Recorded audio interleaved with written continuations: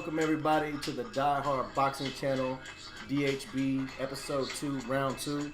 This is Chris Noble, CEO, once again with my man Ty Stewart, the VP.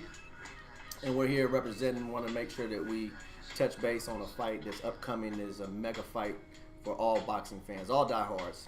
Ever since this fight got announced, I've been looking forward to it because it features somebody from Dallas, and I'm from Dallas.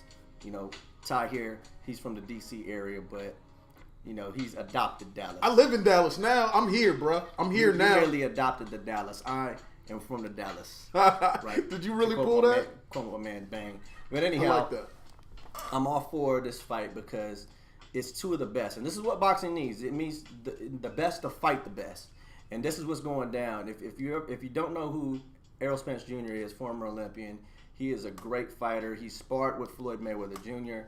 That boy is the truth. And that's his name, right? The truth. So, and he's fighting Special K, who's no slouch. I'm telling you, this man is a bad boy too. Kell Brook, he's fought some good fighters. He's beaten Sean Porter, and he went up to test himself against Triple G.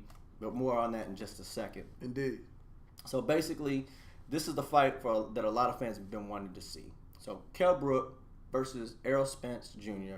for the welterweight IBF title is going down in England. So Errol's going to Kell's backyard to fight Kell. And basically, anybody that's seen a fight take place in England lately, and if you saw the Joshua versus Klitschko fight, or any of the fights that take place there, it is an electric atmosphere. But not only is it an electric atmosphere, Spence is going directly into enemy territory. Yeah, you got to respect that. You got to respect that. He's testing himself. But Kell Brook. We'll start talking about Kell Brook first and foremost. Kell Brook is the champion. He won the welterweight title from Sean Porter, and as I mentioned earlier, that's his keynote victory. He was supposed to be fighting Amir Khan. That's his rival. Basically, I think that fight's going to happen down the line, but that fight just never materialized. He was also supposed to fight Devin Alexander, and that fight never happened. But he did. Damn, Devin. Remember that? But he did fight Sean Porter. He looked good. Great ring generalship. He's a great counterpuncher. Sean Porter was just coming off. He's riding high after his fight with Paulie Malignaggi, in which he just burst out on the scene. He looked really good, but he ran into a buzzsaw when he fought Brook, and Brook just fought masterfully. He was like countering him. He was just great ring generalship, right? And he ended up winning that fight, and deservedly so. They didn't rob him, but. Shortly after that, he got stabbed in the leg or something, so he kind of went on a hiatus. It delayed him a bit. It did. Yeah, I think he was in Spain vacationing, or maybe I'm wrong, somewhere, and he got stabbed in the leg. So we didn't hear much from Special K.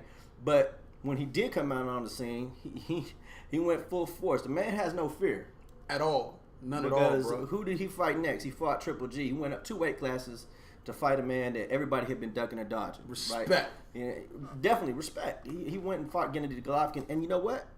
When he was in that fight, he performed better than I thought he would.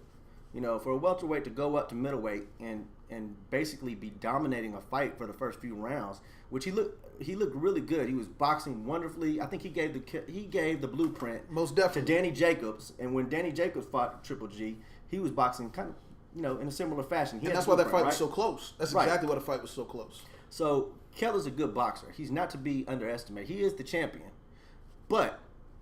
And I'm not just saying this because I'm a homer. I'm saying this because I've watched Errol's career. I've seen him as an Olympian. I've watched him come up through the ranks. I saw him fight Bundu, who fought Keith Thurman and went 12 rounds, right? It was a highly contested fight.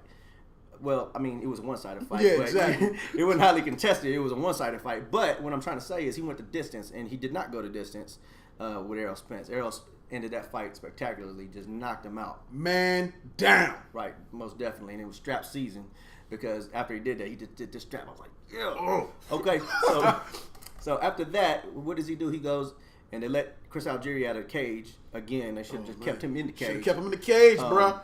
Domesticated because him, bro. Once he came out that cage, he got in there and he got just annihilated. Man. Them body shots. The body shots hurt. Bless his heart.